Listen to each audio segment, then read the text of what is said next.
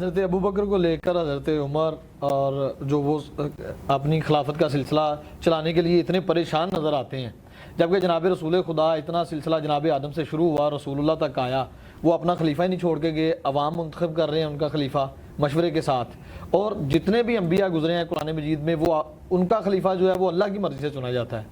جناب موسیٰ علیہ السلام کا خلیفہ، جناب زکریا علیہ السلام رو کے دعا کر رہے ہیں کہ مجھے ڈر ہے اپنے بھائیوں کا، کوئی میرا جو ولی ہے وہ مجھے دے دیں، تو اس کے بارے میں آپ کا کیا موقف ہے؟ اس کا میں جواب دوں گا تو پلانٹ ارتھ سے باہر جائے گا چھکا ماریں۔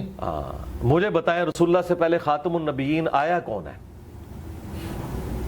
جب نبوت ختم، سب کچھ ختم، کون سا خلیفہ؟ کسی کی اہلیت ہے کہ وہ رسول اللہ کی پوسٹ کو سنبھالے ختم نبوت کے بعد؟ ختم نبوت کا مطلب کیا ہے؟ اب اللہ نے زمین میں کسی سے بات نہیں کرنی، تو کس کی جرأت ہے کہ نبی کی سیٹ پہ بیٹھے آ کے، اور وہ غیر نبی ہو؟ نبی کی سیٹ صرف نبی سنبھال سکتا ہے، اور سب سے بڑا نبی خاتم النبیین، اس کی سیٹ غیر نبی کیسے سنبھال سکتا تھا؟ یہ مثالیں جب دیتے آپ سمجھے۔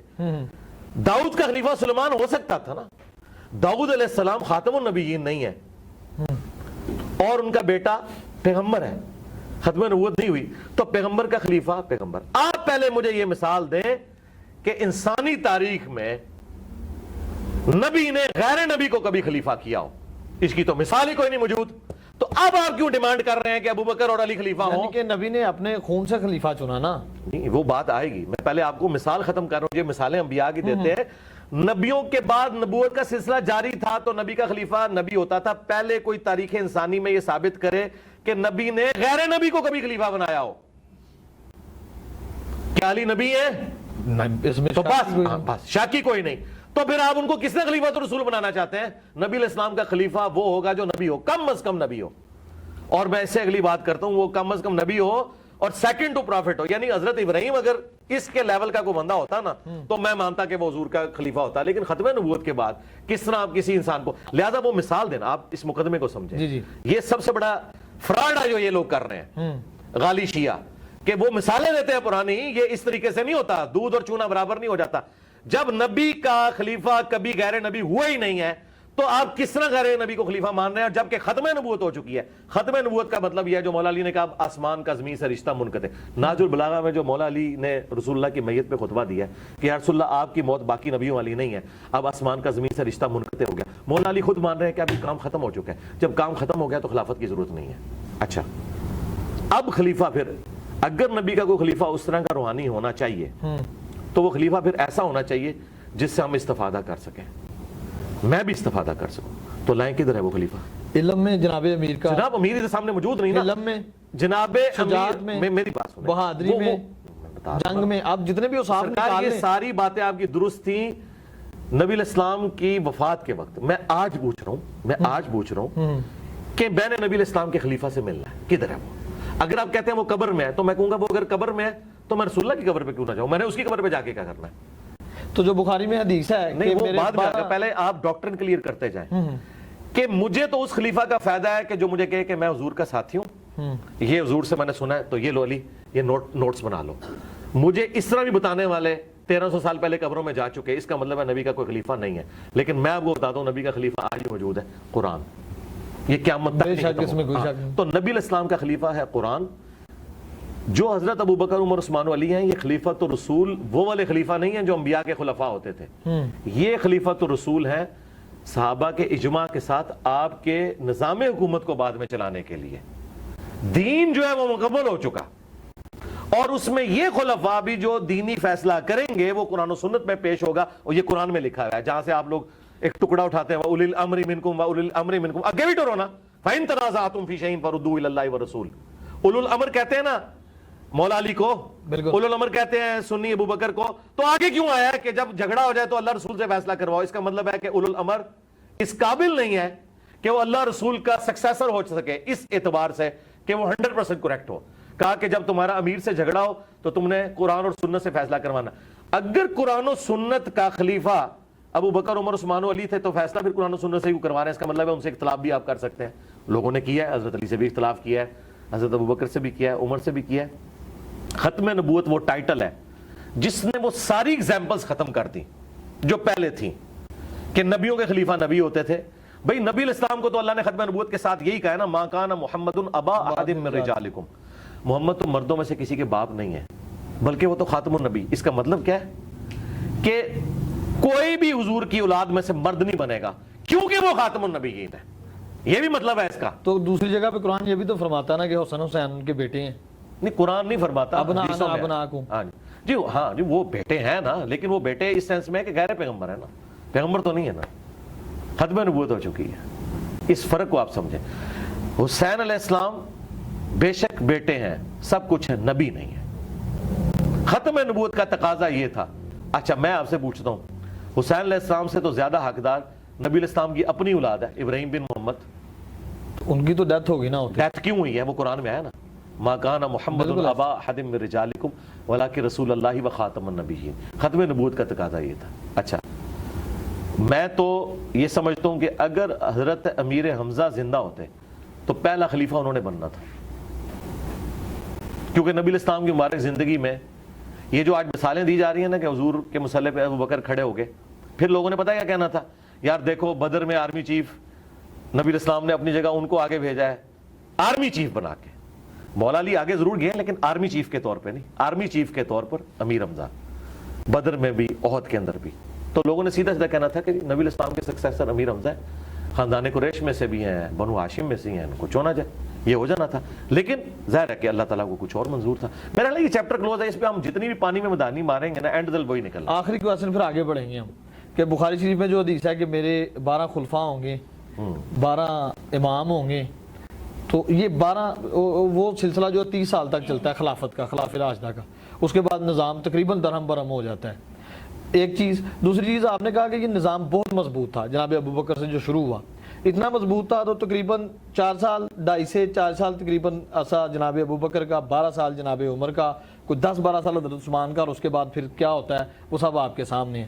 اتنی جلد اتنا مضبوط سسٹم کیسے زیر ہو گیا؟ سسٹم کیا سر، پولیٹیکل پورشن کولیپس ہوا ہے، باقی تو ترقی آج تک ہو رہی ہے۔ آج کا بادشاہ محمد رسول اللہ ہے، بے شک۔ کیوں ہے؟ پولیٹیکل گورنمنٹ کی وجہ سے نہیں، دلوں میں راج کر رہے ہیں، انقلاب آ گیا ہے۔ آج چنگیز خان کا کوئی ماننے والا نہیں ہے، رومنز اور پرشینز کی کوئی لیگیسی نہیں چل رہی ہے۔ تو یہ ایک پورشن ہوا ہے، یہ اتنا رونا بھی نہ رویا کرے، صرف پولیٹیکل سسٹم کولیپس ہوا ہے۔ باقی نبی علیہ السلام کی جو مبارک دعوت آج جس طرح اپنے عروج کے اوپر ہے نا، انسانیت نے اتنا بڑا کبھی عروج نہیں دیکھا کہ پیغمبر کو گئے دنیا سے 1500 سال ہو گئے ہیں اور آج بھی 2 ارب لوگ اس نام کے اوپر اپنی جان دینے کے لیے تیار ہیں۔ یہ بہت بڑی ایک انقلاب ہے۔ صرف پولیٹیکل سسٹم ایک آپ کہیں گے اس کا ایک کمزوری اس میں آئی، فیلئر آئی، باقی تو اوورال یہ سارا معاملہ چلتا رہا، اور اس میں بھی چند ایک چیزیں تھیں جن کو آپ بات کر سکتے ہیں۔ اور جو دوسری بات آپ نے کیا کی تھی اس میں جو آپ نے سٹارٹ لیا تھا، ایک تو یہ بات میری امت کے 12 امام ہوں گے، 12 خلیفہ نہیں، امام نہیں ہے، امام نہیں، چلیں خلیفہ کا، خلیفہ ہے، خلیفہ کا، ہاں جی جی۔ نبی علیہ السلام نے فرمایا کہ یہ حدیث اگر آپ پوری پڑھیں تو آپ کو کلیئر ہو جائے گا۔ آپ نے فرمایا کہ بنو اسرائیل کے جو سیاست تھی وہ ان کے انبیاء دیکھا کرتے تھے، اور ایک نبی فوت ہونے سے پہلے دوسرے کو اپنا سیاسی خلیفہ بھی بنا کے جاتا تھا، اور وہ سارے نبی کو۔ میری امت میں یہ نہیں ہوگا۔ اس میں اب وہ والی بات میری سپورٹ ہوگی کہ نبی علیہ السلام کا سکسیسر کوئی نہیں ہوگا۔ آپ نے فرمایا کہ میری امت میں ایسا نہیں ہوگا، کوئی ختم نبوت ہو چکی ہے، البتہ خلیفہ ہوں گے اور بہت زیادہ ہوں گے، وہ چلتے رہے۔ اب یہاں پہ خلیفہ ان معنوں میں نہیں کہ آپ خلیفہ راشد کے معنوں میں، خلیفہ سے مراد ہے حاکم وقت، آپ اسے ملک کہہ لیں، بادشاہ کہہ لیں، ان معنوں میں ہے۔ یہ اپنی یعنی اس اصطلاح کے معنوں میں نہیں، لغت کے معنوں میں ہو رہا ہے۔ وہ جو آپ خلفۂ راشدین 30 سال ہے نا، وہ اپنی اصطلاح میں جو اصل خلیفہ ہونا چاہیے آئیڈیلی وہ 30 سال کی خلافت ہے۔ اس کے بعد جو خلافت ہے وہ ملوکیت ہے۔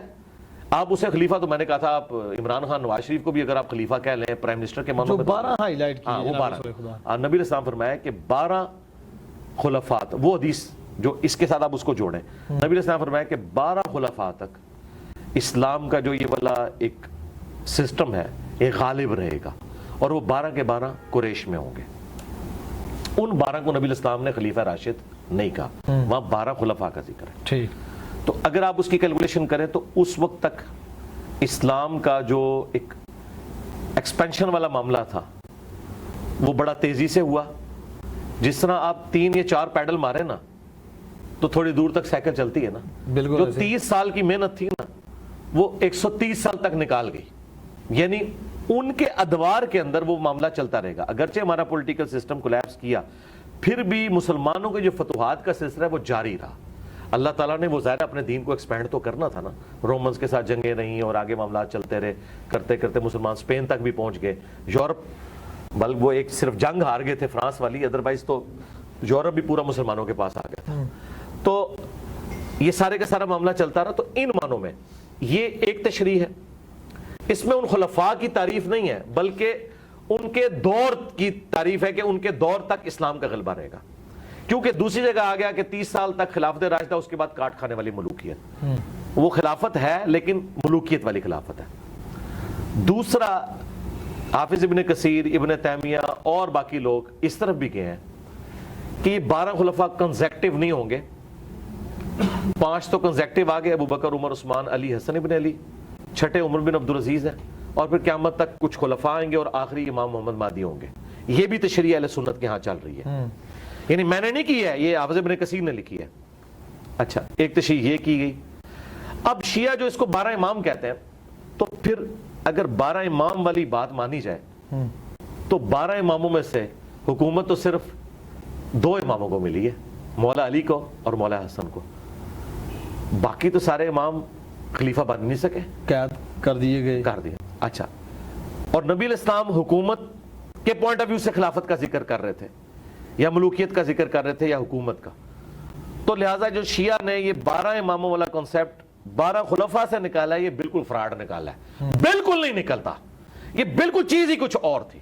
اچھا, اور سنیوں میں سے ناسبیوں نے ان سے 12 خلفاء کی جو فضیلت ثابت کی, یہ بھی دھوکہ دیا, کیونکہ 12 خلفاء کے اس دور تک کی بات کی ہے. ان 12 خلیفوں کی تعریف نہیں کی حضور نے, تعریف کی ہے خلافت راشدہ کی.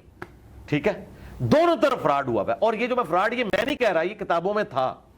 خود ابن تیمیہ نے منہاج السنہ لکھی شیعہ کے خلاف, لیکن اتنا سخت وہ سنی ہونے کے باوجود بعض اوقات اس میں ناسبیت بھی نظر آ جاتی ہے. اس نے کہا بھی یزید اور اس کا باپ, ہم انہیں مسلمانوں کا بادشاہ مانتے ہیں, خلیفہ راشد نہیں مانتے. حالانکہ وہ شیعہ کے خلاف کتاب لکھ رہا ہے, لیکن یہ مان رہا ہے کہ یار ہم ان کو ویسا نہیں مانتے جیسا کہ آپ کہہ رہے ہیں. یہ 12 خلفاء والا جو ناسبیوں نے رزلٹ نکالا وہ بھی ردی کی ٹوکری میں ہے, جھوٹ بول رہے ہیں, فٹ نہیں بیٹھتا, تطبیق ہی نہیں ہوتی. دوسری طرف 30 سال تک خلافت, پھر کاٹ کھانے والی ملوکیت, اس کا کیا کریں گے؟ جو میں آپ کو تشریح کر کے بتا رہا ہوں یہ علماء نے, محدثین نے لکھی ہے, اور یہی اس کی بیسٹ تشریح بنتی ہے. اور شیعہ نے جو یہ فراڈ نکالا کہ اسے 12 امام ثابت ہے, تو بھئی وہ تو خلفاء تھے, خلفاء جو ہیں وہ حکومت سنبھالتے ہیں, تو حکومت تو صرف مولا علی کو ملی ہے اور امام حسن کو بھی 6 مہینے, باقی 10 تو سارے کے سارے خلفاء کے ہاتھوں شہید ہوئے ہیں, تو حکومت تو نہیں ہے, لہٰذا ان کی بھی بات پوری نہیں ہوتی ہے. اور آخری خلیفہ جو ہے اسے جا کے حکومت ملے گی, تو پھر 3 خلیفوں کو ملی, باقیوں کو نہیں ملی. تو خلافت والے معنوں میں پھر یہ چیز نہیں ہے, امامت والا معاملہ. لہٰذا یہ معاملہ جو ہم بتا رہے ہیں آپ کو موقف, یہی موقف اہل سنت کے جن محدثین کا یہ موقف ہے, یہی حق پر مبنی ہے, یہ تمام روایتوں کو سیٹسفائی کرتا ہے. اور ہمارے استاد مولانا اسحاق صاحب کا یہی موقف تھا. میں نے ان سے جو 1-to-1 کوسچن آنسر سیشن کیا, اس میں انہوں نے یہی جملے بولے کہ بھئی علی بیٹا پھر ان 12, میں شیعہ حضرات سے بھی کہتا ہوں کہ 12 اماموں کو حکومت تو کوئی نہیں ملی. ہاں دیکھیں مولانا اسحاق, اللہ تعالیٰ ان کی روح کو خوش کرے جنت الفردوس میں, الحمدللہ. بعض اوقات وہ ایک جملہ ایسا بولتے تھے کہ میرے جیسے جو لوگ ہیں نا, وہ ان کے لیے وہ چابی ثابت ہوتا تھا اور ایک علم کا دروازہ کھول جاتا تھا. انہوں نے میرے انٹرویو میں کم از کم 15-20 بار دیکھ چکا ہوں ان کی وفات کے بعد, کم از کم 15-20 بار دیکھ چکا ہوں ان کی وفات کے بعد. ہر دفعہ میں سنتا ہوں نا, میں کہتا ہوں یار یہ جو مولانا نے جملہ بولا, اچھا وہ مجھے فیل ہوگا, ہر بندے کو نہیں فیل ہوگا. اچھا, انہوں نے غدیر خم کی حدیث پہ شروع میں ایک جملہ بولا کہ علی بیٹا جو تم نے کہا نا کہ نبی الاسلام کا وسیع قرآن ہے, میرا یہی نظریہ ہے, کیونکہ حجۃ الوداع پہ آپ نے قرآن چھوڑا. اور میں اس میں ان کا, میں اپنے شیعہ دوستوں سے بھی کہتا ہوں کہ حجۃ الوداع پہ اعلان غدیر حضور نے کیوں نہیں کیا, جبکہ پوری دنیا کے لوگ جمع تھے, آپ وہاں اپنا خلیفہ چھوڑتے, وہاں تو آپ نے قرآن کی بات کی ہے جو صحیح مسلم میں 2950 ہے. سنت والی روایت تو دور کی کتاب ہے, علی بن ابی طالب موجود بھی نہیں تھے نا اس وجہ سے. اچھا, تو وہ انہوں نے بڑا پیارا جملہ کہ وہ موقع حضور نے کیوں ضائع کیا, انٹرنیشنل گیدرنگ تھی, سارے لوگ تھے, آپ اعلان کر دیتے, یہ غدیر پہ آپ نے کیوں کیا؟ انہوں نے آپ نے وجہ بتائی اس کو, جو مولانا اسحاق نے بولی, میں اس کو ایکسپلور. انہوں نے کہا کہ غدیر پہ صرف اہل شام تھے اور اہل مدینہ تھے، باقی سب جا چکے تھے، اور اہل شام نے مولا علی کی خلافت کا انکار کرنا تھا اور جنگیں ان سے لڑنی تھی۔ اہل مدینہ مظلومین ہونے تھے، انصار مدینہ، ان کے اوپر یزید نے چڑھائی کی۔ بیسیکلی نبی علیہ السلام نے غدیر خم پہ یہ جو کہا نا، میں اہل بیت کے معاملے میں تمہیں اللہ کا خوف دلاتا ہوں، آپ یہ بتا رہے تھے کہ میرے ساتھ، میرے اہل بیت کے ساتھ میرے بعد برا سلوک نہیں تم نے کرنا، جو تم نے واقع حرہ میں کرنا ہے، جو صفین میں تم نے کرنا ہے۔ اہل شام والوں کو، شامیوں کو ڈرایا تھا، یہاں خلافت کا اعلان مقصود نہیں تھا۔ اور باقی تو میں نے آج جتنے دلائل رکھ دی ہیں کہ نبی علیہ السلام خاتم النبیین ہے، تو بھئی خلیفہ کہاں سے لائیں؟ کم از کم نبی چاہیے، ہاں، یا پھر نبی کے لیول کی کوئی چیز چاہیے تو وہ قرآن ہے، جو بالکل واقعی غیر مخلوق ہے۔ تو یہ آپ بات سمجھیں مولانا صاحب سے۔ اور ایک اور آپ تحفہ لے جائیں آج آپ کے کیمرے میں، بسم اللہ۔ دیکھیں شیعہ نے اتنا بڑا ہنگامہ کھڑا کیا کہ آیت مباہلہ کے موقع پر نبی علیہ السلام اپنی باقی بیٹیوں کو کیوں نہیں لے کے آئے، اس سے انہوں نے باقی بیٹیوں کا انکار کیا۔ حالانکہ آج کا سب سے بڑا غالی شیعہ یاسر الحبیب، جو حضرت عائشہ کے اوپر قنوت نازلہ پڑھتا ہے، نعوذ باللہ، اتنا غالی خبیث رافضی ہونے کے باوجود وہ کہتا ہے کہ جی بیٹیاں چاہ رہی تھی، وہ بھی مانتا یہ ہے۔ تاریخ میں ہے۔ اچھا دیکھیں، نہیں میں دیکھیں شیعہ میں اتنے ہارڈ لائنر جو حضرت ابوبکر عمر عثمان کو منافق کہیں، وہ بھی کہیں نہیں بیٹیاں چاہ رہے ہیں، تو اس کا مطلب ہے یہ بات تگڑی ہے۔ یہ میں شیعہ کے لیے بات کروں۔ اچھا، اب یہ مذاق اڑانے والی بات ہے، کیا وہ باقی 3 بیٹیاں اس وقت زندہ تھی مبالغے کے وقت؟ نہیں، وہ تو اس سے پہلے فوت ہو چکی تھی، تو قبر سے نکال کے تو نہیں لانا تھا نبی علیہ السلام نے۔ تو یہ اعتراض کتنا باطل ہے۔ اب یہ جگہ جگہ جو یہ اعتراض کرتے ہیں، تو شیعہ علماء دوسری تو کہتے ہیں ہم تاریخ کے بڑے ماسٹر ہیں، ہمیں پتہ ہے کہ جی غدیر خم 18 ذوالحجہ کو ہوئی اور فلانی چیز فلانی تاریخ میں ہوئی، ایون انہوں نے آج تک تاریخیں ساری یاد رکھی ہوئی ہیں، ٹھیک ہے جی، 8 شوال کو جو ہے وہ بقیع غرقت قبرستان کو گرا دیا گیا، اتنا کچھ انہوں نے یاد رکھا ہوا ہے۔ یہ ان کو تاریخ بھول جاتی ہے صرف سنیوں کو نیچا کرنے کے لیے۔ باقی 3 بیٹیاں کتنے سن؟ باقی او بھائی فوت ہو گئی سن، کوڑ مار دے، جھوٹ بول دو، تو یہ آپ جھوٹا الزام لگا رہے ہیں، فوت ہو گئی ہیں، تو پھر یہ الزام بنتا ہی نہیں۔ اچھا، مولانا اسحاق نے ایک پھکا اس میں دیا، انہوں نے کہا کہ وہ بیٹیاں تو ہوگی تھی فوت، اور تم کہتے ہو کہ اہل بیت صرف یہ 5 بندے ہیں، نبی علیہ السلام کے ساتھ 4، کون سے؟ حسن، حسین، علی، فاطمہ اور سیدہ فاطمہ سلام اللہ علیہ۔ اگر تمہاری یہ لاجک ہم مان لیں تو علی کی ایک اور بیٹی بھی تھی اس وقت، کون سی؟ زینب، حضرت زینب۔ ان کو مبالغے میں کیوں نہیں لائے؟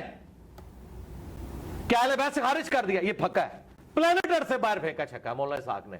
اگر زینب مبالغے میں نہیں آئی، حضرت علی کی بیٹی، حسن و حسین کی بہن، تو کیا وہ اہل بیت سے خارج ہو گئی ہیں؟ حالانکہ تھیں، قبر سے نہیں نکالنا۔ استنباط حدیث قصاص سے بھی تو کیا جا سکتا ہے۔ سرکار چھوڑے، اب بات آگے چلے گی نا، بات آگے چلے گی، یہ مل رہی ہے نا اس کے اور ساتھ۔ سرکار بات کوئی اور ہو رہی ہے۔ بات یہ ہو رہی ہے کہ حسن و حسین کے بہن بھائی اہل بیت ہیں کہ نہیں، پہلے یہ بتائیں۔ جو عقیدہ تواریخ میں ملتا ہے اہل بیت کے بارے میں، وہ 12 امام ہیں۔ تو پھر تو میں کہتا ہوں، تو میرا تو خیال ہے پھر اہل بیت کے ساتھ یہ دشمنی ہے کہ مولا علی کی بیٹی جس نے یزید کے دربار میں اپنے بھائی حسین کا مقدمہ لڑا، اپنے باپ کا مقدمہ لڑا، اگر وہ اہل بیت نہیں ہے تو اڈے جڑے پوڈری تے چرسی دربارہ تے بیٹھے ہوئے اہل بیت بنے تے ایک دو اہل بیت ہو گئے نے جڑے آدھے نہیں ہے امتی تے اسی اہل بیت ہاں۔ تو بھائی یہ بات ہے، یہ بات نہ کرے، آپ بھی گنہگار نہ ہو جائیے گا اللہ کے حضور، پکڑے نہ لا حول ولا قوت الا باللہ۔ تو حضرت علی کی ساری اولاد جو فاطمہ سے ہیں وہ سب اہل البیت ہیں، چاہے وہ جناب محسن ہو چھوٹی عمر میں جو شہید ہو گئے، اہل سنت کے ہاں بھی وہ ہیں، لیکن وہ والا واقعہ نہیں جو یہ کہتے ہیں۔ بالکل حسن و حسین بھی، اور ان کے ساتھ ان کی سسٹر زینب۔ زینب اس وقت 1.5-2 سال کی تھیں جب مباہلہ ہوا ہے، اور ان کو اٹھا کے جانا کوئی مسئلہ نہیں تھا۔ اور بڑی حیران کن بات ہے کہ فاطمہ سلام اللہ علیہ انہیں گھر کسی کے پاس چھوڑ کے آئی ہوں گی، لے کے ساتھ جانا کمفرٹیبل تھا، اور میں کہتا ہوں شکر ہے گھر چھوڑ گئی ہیں۔ آج ہم ان کو گھیچے سے پکڑ سکتے ہیں کہ بتاؤ اگر اس طرح تم نے اہل بیت سے لوگوں کو خارج کرنا ہے تو زینب بنت علی کیا اہل بیت سے خارج ہیں؟ جو زینب بنت رسول اللہ کو تم اہل البیت سے خارج کرتے ہو تو یہ ظلم نہ کرو۔ البتہ یہ بات درست ہے کہ باقی 3 بیٹیوں سے نبی علیہ السلام کی اولاد نہیں چلی، اولاد یہیں سے چلی ہے، آل محمد یہیں ہے۔ لیکن ہر بات یہ مولانا اسحاق صاحب نے ایک پھکا دیا تھا، میں نے آپ کو بتایا بعض کا وہ اتنی بڑی یعنی پھکا دیتے تھے جس کا جواب ہی ممکن نہیں۔ بخاری و مسلم میں بلکہ صحاح آپ نے کہا تھا میں ختم کروں گا، آگے چلوں گا، آپ آگے چلیے۔ میں حدیث پہ آ گیا ہوں نا آگے کہ صحاح ستہ میں امام حسین علیہ السلام کے قاتلان سے بھی احادیث لی جاتی ہیں، اور جبکہ اہل بیت کو دیکھیں، یہ امام حسن کو، امام حسین کو، جناب علی بن ابی طالب کو، جن کے بارے میں رسول فرماتے ہیں کہ میں علم کا شہر ہوں، یہ علم کا دروازہ ہے، ان سے احادیث بہت کم لی جاتی ہیں، جبکہ امام باقر، امام جعفر صادق سے بھی بہت کم لی جاتی ہیں۔ حضرت ابو ہریرہ رضی اللہ تعالیٰ عنہ خیبر کے وقت مسلمان ہوئے اور ان سے 5500 یا 55,000 تقریباً اس طرح سے نہیں 5500 مشکل سے ہیں۔ ہاں، اور دوسری بات یہ ہے کہ مجھے بتائیں کہ ابو ہریرہ کہاں سے قاتلان اہل بیت ہو گئے؟ نہیں میں یہ نہیں کہا، تو آپ نے 4-5 باتیں مکس کر دی ہیں نا، تو آپ سٹیپ بائی یہ کویشچن اگلا تھا۔ ہاں، پہلی بات ہے قاتلان جو اہل بیت ہیں یا جو ناسبی ہیں، ان سے اگر کوئی روایتیں لی ہیں اہل سنت کے اماموں نے تو وہ تائید میں لی ہیں، اور ساتھ ان کا سٹیٹس بھی بتایا۔ کسی کا اہل بیت کا دشمن ہونا اس چیز کا متقاضی نہیں ہے کہ وہ روایت حدیث میں جھوٹ ہی ضرور بول رہا ہوگا، یہ ضروری نہیں ہے۔ اسی طریقے سے دوسری طرف آپ یہ کیوں بھول جاتے ہیں کہ امام بخاری نے کم از کم 100 ایسے راویوں سے احادیث لی ہیں جو شیعہ تھے، وہاں کیوں نہیں اعتراض کرتے؟ وہاں اگر ہم اعتراض کریں کہ امام بخاری نے شیعہ سے لے لی، اس لیے کہ وہ سمجھتے تھے کہ ان کا عقیدہ اپنی جگہ لیکن روایت حدیث میں وہ سچے ہیں۔ آپ وہ روایت میں بحث کر سکتے ہیں کہ یہ فلاں روایت فلاں ناسبی سے لی تھی اور دیکھو اس سے غلط عقیدہ نکل رہا ہے، اس پہ آپ بحث کر سکتے ہیں۔ یہ جن لوگوں کو رافضی یا ناسبی کہہ رہے ہوتے ہیں، ہم انہی لوگوں سے دوسرے لوگوں کی شان میں حدیثیں ثابت کر دیتے ہیں۔ مثلا سنی امام زہری کو کہتے ہیں کہ یہ شیعہ تھا، اور بعض جو غالی شیعہ ہیں وہ کہتے ہیں یہ سنی تھا، اور جو درمیان میں کہتے ہیں اس کی زندگی کے 2 پیریڈ ہیں، کیونکہ دونوں طرف روایتیں ملتی ہیں۔ وہ حضرت علی کے حق میں بھی بولتا ہے اور حضرت ابوبکر کے حق میں بھی بولتا ہے۔ تو بات یہ ہے کہ اس طرح جب دونوں طرف، میری کوئی ویڈیو لگا لے جنگ صفین پہ تو اسے لگے گا یہ کوئی شیعہ ہے، ٹھیک ہے نا، آپ کو کہا بھی جاتا رہا۔ ہاں، تو مجھے کوئی فرق نہیں، مجھے سب کچھ کہا جاتا ہے اللہ کے فضل سے، کوئی فرق نہیں ہے۔ امام شافعی کو بھی کہا گیا حضرت عمر کو جناب علی کا داماد کہا جاتا ہے۔ جی بالکل ٹھیک ہے، یہ تو ثابت ہے، شیعہ کی کتابوں سے ثابت ہے کیسے؟ کہ ام کلثوم ان کے عقد میں تھی، شیعہ کی کتابوں سے ثابت ہے، اور بڑے سخت الفاظ میں، وہ تو بلکہ تعویل کرتے ہیں کہ یہ زبردستی معاملہ ہوا تھا۔ یہ وہ نہیں، میں نے اہل سنت کی کتاب میں بذات خود ان گناہگار آنکھوں سے پڑھا کہ حضرت عباس جناب رسول خدا کے چچا رضی اللہ تعالیٰ عنہ، انہوں نے فرمایا کہ علی آپ مان جائیں، آپ کو پتہ ہے کہ عمر کتنے سخت ہیں۔ جی ہم ان روایتوں کو بالکل غلط کہتے ہیں، ہم ان روایتوں کو صحیح مان، دیکھیں اس طرح کی روایتیں اہل سنت کے ہاں بھی آئی ہوئی ہیں جو گھڑی گئی ہیں۔ جو ایگریڈ اپون چیز ہے وہ یہی ہے جو صحیح بخاری میں ملتا ہے کہ ام کلثوم سیدنا عمر کی بیوی تھی، اور حضرت علی سے جو رشتہ مانگا تھا وہ عمر کی بیوی تھی، اور حضرت علی سے جو رشتہ مانگا تھا وہ اہل البیت سے اپنی نسبت بنانے کی وجہ سے مانگا گیا تھا، یہ زبردستی نہیں ہے۔ مجھے بتائیں حضرت عمر فاروق رضی اللہ تعالیٰ عنہ نے تو وہ سٹیٹس انجوائے کیا ہے کہ اوپر خدا اور نیچے عمر تھے، تو ان کے لیے گن پوائنٹ پہ یہ حرکت کرنا اور پھر اہل بیت کے ساتھ کرنا کہ مسلمانوں کی گالیاں کھائیں، یہ کون بیوقوفی کرے گا؟ یہ ایسی بات کی فٹنگ نہیں بیٹھتی۔ ایج ڈیفرنس جو وہ جناب ایج ڈیفرنس کوئی مسئلہ نہیں میرے بھائی، ایج ڈیفرنس کوئی مسئلہ نہیں، یہ آپ کے مسئلے ہیں۔ اگر عورت بالغہ ہو ایج ڈیفرنس کوئی نہیں ہے۔ مجھے بتائیں نبی علیہ السلام اور سیدہ عائشہ کا ایج ڈیفرنس نہیں ہے؟ اہل سنت میں ان کی 7 سال تقریباً عمر بتاتے ہیں، شیعہ کتنی بتا دیتے ہیں؟ 17 بتاتے ہیں، 17 سال بتاتے ہیں۔ 17، تو 17 اور 52 میں آپ کو فرق نہیں نظر آئے گا؟ 17 30 51 ہوتا ہے، بالغ تو ہوں گے نا۔ اور نہیں سرکار، بالغ تو وہاں بھی ہے نا، ہم تو کہتے ہیں عرب میں 9 سال کی بچی بالغ ہو جاتی تھی، یہ تو ایک پورشن ہے نا۔ غیر مسلم کہتے ہیں کہ ایک ڈیفرنس بہت ہے، تو 17 30 51۔ حضرت عائشہ جو ہیں وہ اپنی عمر میں سیدہ فاطمہ سے بھی چھوٹی تھی،